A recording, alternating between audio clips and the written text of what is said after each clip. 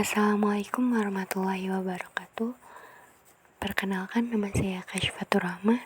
Saya dari kelas PAI 1D akan mereview buku tentang Makkiyah dan Madaniyah yang ditulis oleh Dr. Fad bin Abdirrahman Ar-Rumi. Ayat-ayat Makkiyah dan ayat-ayat Madaniyah. Rasulullah menghabiskan sebagian hidup beliau di Mekah, baik sebelum atau sesudah diangkat menjadi Rasul.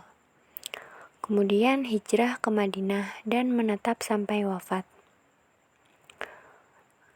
Al-Quran itu diturunkan saat Rasul berada di kota-kota, pedesaan, gunung-gunung, lembah, lereng, serta pada waktu yang berbeda-beda, seperti malam, siang, dalam perjalanan, dalam kota, musim panas, musim dingin, dalam keadaan damai, bahkan perang sekalipun. Nah, para ulama secara serius berupaya mengetahui kapan dan di mana ayat turun. Karena pengetahuan tentang hal tersebut itu memiliki banyak manfaat untuk memahami nas-nas Al-Quran dan penyempurnaan pengertiannya serta ketinggian petunjuknya. Surat Makkiyah adalah surat yang turun di Mekah sebagai pembela orang Islam dan menolong serta mempertahankan mereka di tengah musuh-musuh yang musyrik. Al-Quran di Mekah memberantas permusuhan dan menghancurkan keyakinan mereka yang palsu dengan hujah dan dalil, serta menolak hal-hal yang syubhat, membatalkan segala kurafat, menguak kebatilan dan kesesatan. Mereka adalah orang-orang yang keras kepala, selalu berbuat sombong dan dosa. Pada saat itu Al-Quran menundukkan mereka sehingga tegaklah hujah atas mereka, lalu menumbuhkan masyarakat Islam yang merupakan cikal bakal negara. Kemudian Rasul hijrah dan menemui umat Islam yang berada di Madinah. Dan Rasul juga mempersaudarakan umat Islam Mekah dan Madinah untuk membangun wilayah Islam yang baik dan semarak, untuk menerima hukum-hukum syariat serta prinsip-prinsip Islam. Kemudian surat Madaniyah adalah surat yang turun di Madinah untuk meluaskan hukum-hukum agama dan menggerakkan kaidah-kaidah serta membangun masyarakat dan meletakkan dasar-dasar kekuasaannya. Mengetahui ayat yang turun di Mekah pada masa tersebut memiliki tujuan mengenal ayat yang turun di Madinah, memberikan metode secara aman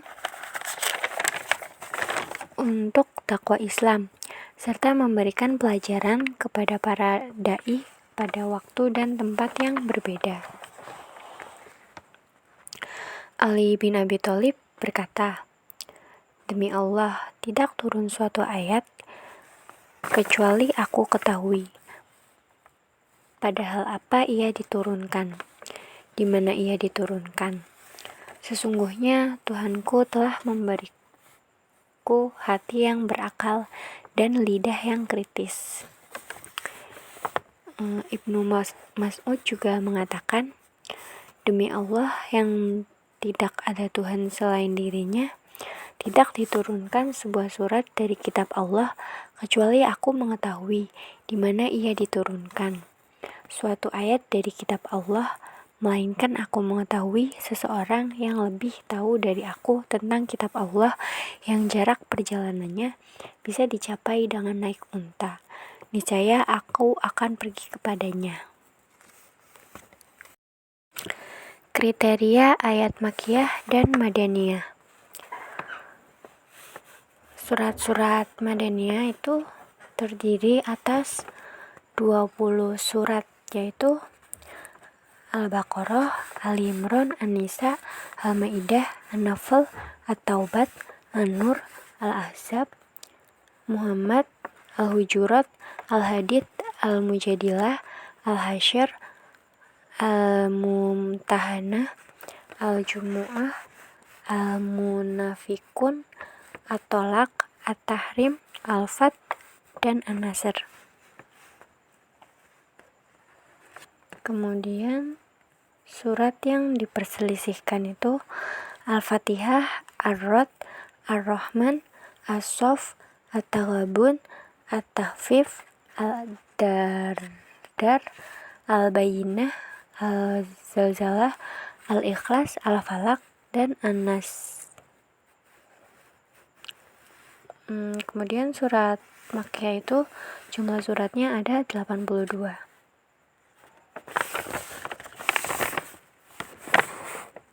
Jadi, apa yang diturunkan di Mekah dan di Madinah itu merupakan suatu hal yang diperselisihkan, baik yang berhubungan susunannya ataupun peruntutan yang diturunkan di Mekah dan di Madinah, yakni yang turun di Mekah pada penduduk Madinah dan yang diturunkan di Madinah pada penduduk Mekah. Yang serupa turunnya ayat-ayat Makkiyah pada Madaniyah dan sebaliknya. Demikian pula halnya yang turun di Jufrah, Baitul Maqdis, Taif, Hudaybiyah, siang, malam, musim dingin, musim panas, saat di rumah, saat berpergian atau musafir, saat bersama-sama, saat sendiri. Terus apa yang diturunkan melalui ayat-ayat Madaniyah dalam surat Makkiyah dan sebaliknya, yang dibawa dari Makkah sampai Madaniyah dan sebaliknya. Selanjutnya, metode mengetahui ayat-ayat Makkiyah dan Madaniyah. Yang pertama, naqli simai atau kutipan lisan, yaitu ayat-ayat dan surat-surat yang kita kenal bahwa itu adalah Makkiyah dan Madaniyah. Dengan cara periwayatannya itu dari salah satu sahabat yang hidup pada periode wahyu, dan mereka menyaksikan turunnya ayat, atau dari salah satu tabi'in yang telah mendengar dari sahabat. Kemudian yang kedua, qiyas ijtihadi. Metode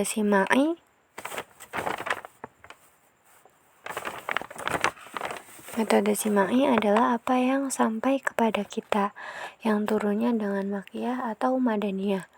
Sedangkan metode qiyas itu adalah yang biasanya itu terdapat kalimat ya ayyuhan nas.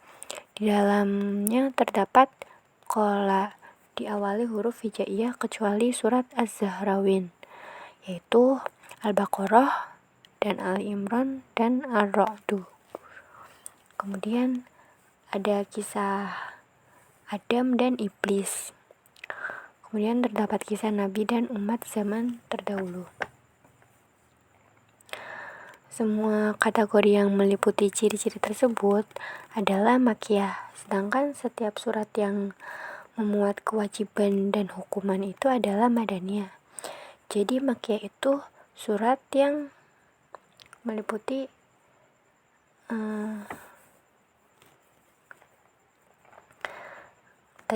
yang tadi. Nah, sedangkan surat Madaniyah itu yang kayak meliputi kewajiban dan hukuman. Kemudian pendapat ulama tentang Makkiyah dan Madaniyah. Yang pertama, bagi kelompok yang memandang dari sisi tempat turunnya, menyatakan apa yang turun di Mekah dan sekitarnya meskipun setelah hijrah adalah Makkiyah. Sedangkan yang turun di Madinah dan sekitarnya adalah Madaniyah. Pendapat tersebut itu tidak valid dan tidak akomodatif karena tidak mencakup ayat Al-Quran yang turun di Tabuk, Baitul Maqdis, dan Taif. Kemudian pendapat kedua, bagi kelompok yang memandang dari segi objek, dialog, ayat atau surat, kelompok ini menunjukkan bahwa pada umumnya penduduk Mekah adalah kafir, serta sesuai dengan dialog mereka ya ayuhan nas, ya bani Adam. Sedangkan pada umumnya itu penduduk Madinah adalah orang yang beriman. Jadi kan ya ayyuhalladzina amanu. Selanjutnya dabit-dabit surat Makkiyah. Yang pertama itu setiap kalimat yang di dalamnya terdapat qola. Yang kedua, setiap surat yang di dalamnya terdapat ayat sajadah. Kemudian yang ketiga, setiap surat yang dimulai dengan qasam atau sumpah. Kemudian yang keempat, setiap surat yang dibuka dengan huruf hijaiyah seperti alif, lam, mim, ha, mim. Terus yang kelima, setiap surat yang memuat ya ayyuhan nas. Kemudian keistimewaan surat Makkiyah. Yang pertama ada pembekalan pada akidah Islam dalam jiwa melalui ajakan beribadah, menyembah Allah, beriman kepada Nabi dan Rasul, kepada hari akhir, juga pembatalan keyakinan jahiliyah, serta pemunculan hujjah dan bukti. Kemudian penetapan dasar ibadah dan muamalah, etika, keutamaan-keutamaan umum. Selanjutnya, pendeknya surat-surat dan ayat-ayat yang dibarengi dengan kuatnya pilihan, diksi, dan peristiwa yang dihadirkan, kalimat ringkasannya, ungkapan disertai dengan sempurnanya makna dan keindahannya. Selanjutnya, keistimewaan surat Madaniyah.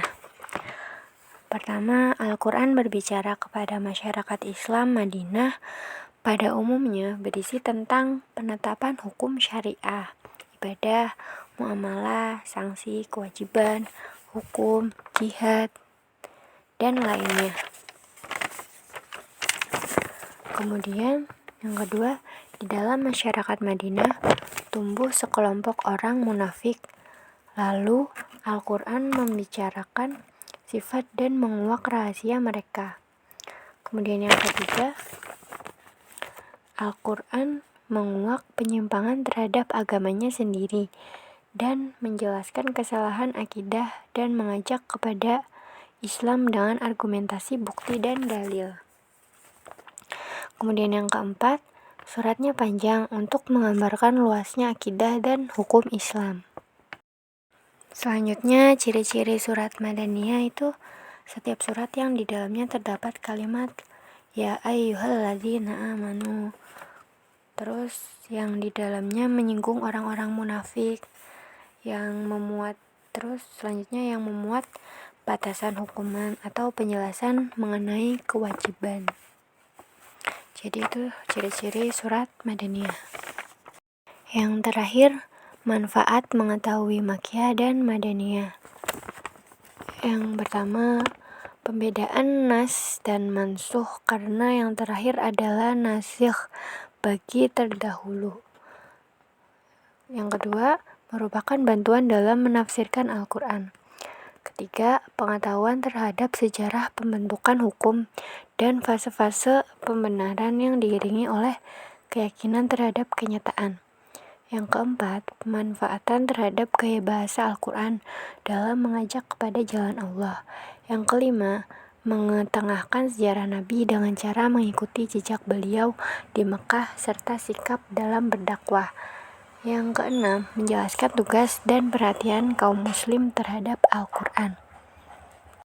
Sekian yang bisa saya sampaikan tentang Makkiyah dan Madaniyah. Kurang lebihnya mohon dimaafkan. Wabillahi taufiq wal hidayah. Wassalamualaikum warahmatullahi wabarakatuh.